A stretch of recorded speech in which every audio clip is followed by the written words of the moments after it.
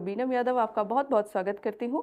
आज हमारे साथ एक बेहद ही खास मेहमान हैं जो कि अंतर्राष्ट्रीय योग गुरु हैं एवं आयुर्वेदाचार्य हैं, श्रद्धेय श्री करमवीर जी। हम आपका बहुत बहुत स्वागत करते हैं बाबा ji, Tilak school of journalism and mass communication में।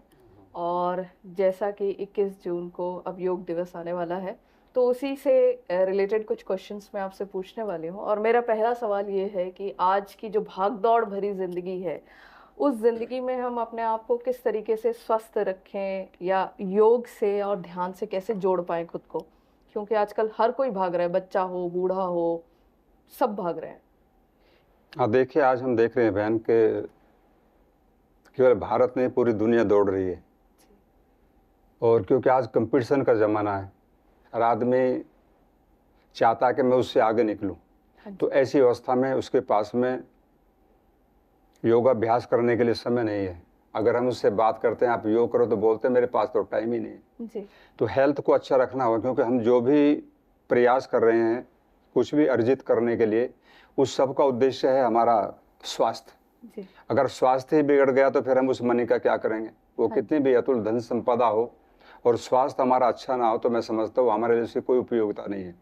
तो ऐसी अवस्था में चाहूँगा सभी भाई और बहनें, युवा, कि योगाभ्यास प्राणायाम करें, ध्यान की क्रियाओं को अपनाएं, जिससे हमारा स्वास्थ्य अच्छा हो और जो हम धन कमा रहे हैं उसका अपने लिए हम ठीक से उपयोग कर सकें।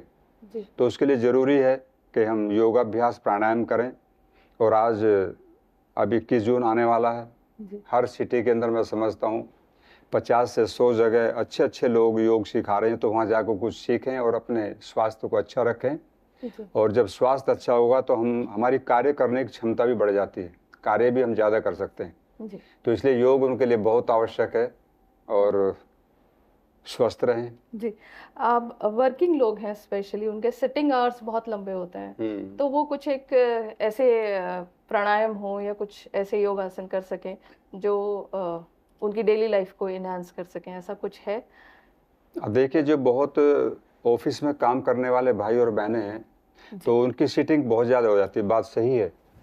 तो ऐसी अवस्था में स्पाइन की प्रॉब्लम अधिकांश भाई और बहनों को मैंने देखी है जी। स्पाइन की प्रॉब्लम है, थायराइड है या फिर इंडाइजेशन है जी। और ये मेन चीज़ें हैं।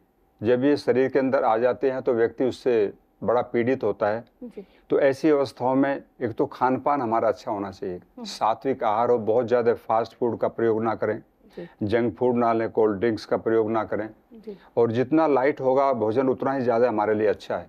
तो मैं लोगों से सबसे कहता हूँ कि आप ग्रीन वेजिटेबल का ज़्यादा प्रयोग करो, लौकी, तोरी, जितना फाइबर हमारी आंतों को मिलेगा उतना ही हम स्वस्थ होंगे और शरीर के अंदर बीमारियाँ ना के बराबर होंगी। तो अच्छा सात्विक आहार हो और फाइबर अधिक हमारे भोजन में होना चाहिए।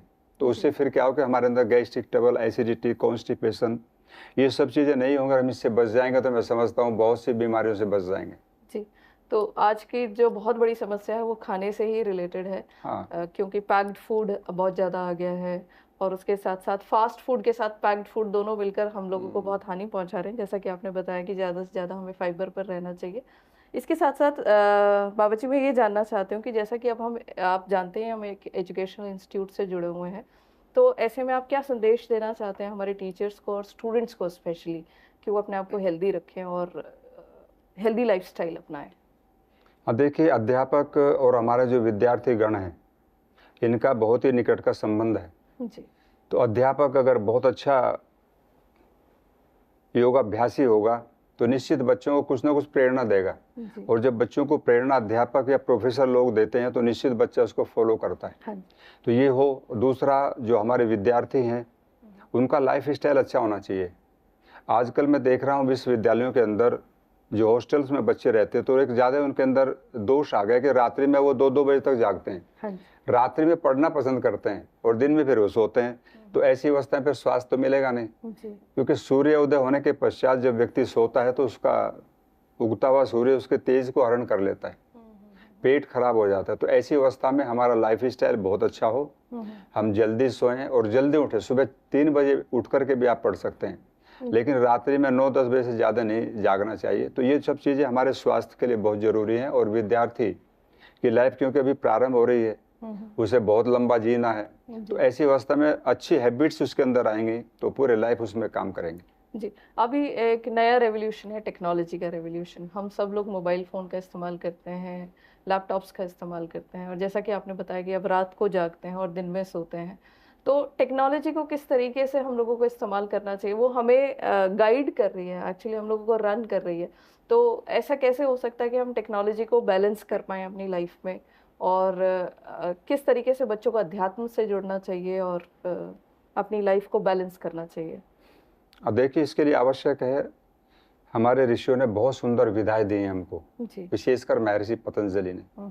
तो अष्टांग योग, यम, नियम, आसन, प्राणायाम, प्रत्याहार, धारणा, ध्यान, समाधि, तो इनको यदि हम ठीक से जीवन में फॉलो करें तो हमारे जीवन के हर अंग को ये प्रभावित करती है। तो उससे हमें मानसिक रिलैक्सेशन भी मिलता है, और सबसे बड़ा ये कि हम स्पिरिचुअल हो जाते हैं, आध्यात्मिक क्षेत्र में आगे बढ़ते हैं। और जब व्यक्ति आध्यात्मिक क्षेत्र में आगे बढ़ता है तो उसके शरीर के अंदर रोग प्रतिकारक क्षमता बढ़ती है। तो मैं समझता हूँ अगर ज़्यादा थोड़ा मोबाइल का प्रयोग भी कर लेगा तो वो उसके ऊपर उतना असर नहीं डालेगा, शरीर के लिए ज़्यादा हार्मफुल नहीं होगा। तो योगाभ्यास, प्राणायाम करें, ध्यान की क्रियाओं को अपनाएं, तो इससे बहुत अधिक हम इन चीज़ों से बच सकते हैं। दूसरा, हम मोबाइल का प्रयोग तो कर रहे हैं, ठीक बात है, और ये ज़रूरी भी है, लेकिन हम व्यर्थ की चीज़ों में प्रयोग कर रहे हैं। अगर हम केवल उसको ठीक से प्रयोग करें तो बहुत ज़्यादा समय नहीं होगा फिर। लेकिन आज हम छोटी छोटी बातों को मोबाइल से ही चला रहे हैं, और मैं समझता हूँ, मैं देखता हूँ जैसे समाज के अंदर कई कई घंटे हम वैसे ही व्यर्थ में बातें करते हैं, तो उसका दुष्प्रभाव हमारे ऊपर होता है। तो हम उसका ठीक से प्रयोग करते हैं अगर, जहाँ हमें आवश्यक है, तो उतना दुष्प्रभाव नहीं होगा और हम उससे बच सकते हैं। जी, मुझे लगता है कि बाबा जी ने हमारे सभी सवालों का बहुत अच्छे से जवाब दिया है, और इसके साथ साथ ये बहुत ज़रूरी है कि हम खुद को भी मैनेज करें और योग, स्पिरिचुअलिटी और सबसे ज़्यादा भारतीयता से जुड़ें। अगर हम भारतीयता से जुड़ेंगे तो अपने आप ही निरोगी हो जाएंगे और दोबारा से विश्व गुरु बन पाएंगे। आपका बहुत बहुत धन्यवाद बाबा जी। ठीक है, धन्यवाद।